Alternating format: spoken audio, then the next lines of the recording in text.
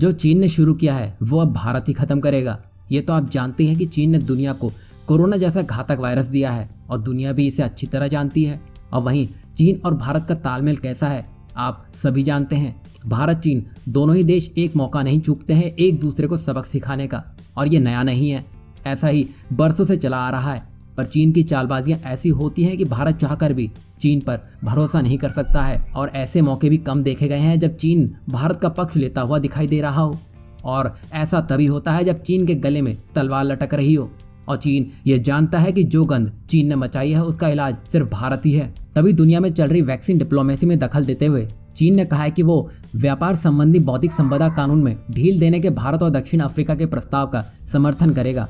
दोनों देशों ने विश्व व्यापार संगठन यानी कि WTO में प्रस्ताव देकर इस कानून में ढील देने की मांग की है, जिससे विदेशी वैक्सीन के फॉर्मूले लेकर उनका व्यापक तौर पर उत्पादन किया जा सके। WTO ने भी दोनों देशों की मांग का समर्थन किया है। आप नहीं जानते हैं तो हम आपको बता दें कि भारत और दक्षिण अफ्रीका दुनिया में वैक्सीन के बड़े उत्पादक देश हैं। कोरोना संक्रमण की जो स्थिति है उसके मद्देनजर गरीब और मध्यम वर्ग के देशों को वैक्सीन उपलब्ध करवाने के लिए उसके बड़े पैमाने पर उत्पादन की जरूरत है। जब तक इस कार्य में भारत और दक्षिण अफ्रीका की मदद नहीं ली जाएगी तब तक इन देशों को सस्ती दर पर वैक्सीन उपलब्ध नहीं करवा जा सकती। ये तो आप जानते हैं कि दुनिया से कोरोना वायरस को खत्म करने के लिए सभी देशों को वैक्सीन उपलब्ध करवाना आवश्यक है।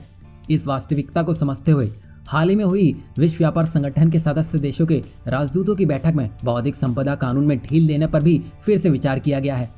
इस सिलसिले में भारत और दक्षिण अफ्रीका के अक्टूबर 2020 में दिए गए प्रस्ताव पर अमेरिका और यूरोपियन यूनियन का समर्थन जुटाया जा रहा है। अमेरिका तो इसमें राजी होता हुआ दिखाई दे रहा है, पर यूरोपियन यूनियन के कुछ सदस्य देश इसमें बाधा पहुंचा रहे हैं। वहीं चीन के विदेश मंत्रालय के प्रवक्ता झाओ लिजियांग ने कहा है कि चीन विकासशील देशों की आवश्यकताओं को अच्छी तरह समझता है, इसलिए वो विश्व व्यापार संगठन में भारत और दक्षिण अफ्रीका के प्रस्ताव का समर्थन करेगा और कोरोना वायरस के खात्मे के लिए ये आवश्यक भी है। यहाँ ये तो साफ हो गया है कि चीन के भारत के बौद्धिक संपदा कानून में ढील देने के प्रस्ताव पर समर्थन करना भारत को एक ऐसी ताकत दे गया है जो भविष्य में खुद चीन का ही खेल बिगाड़ कर रख देगा।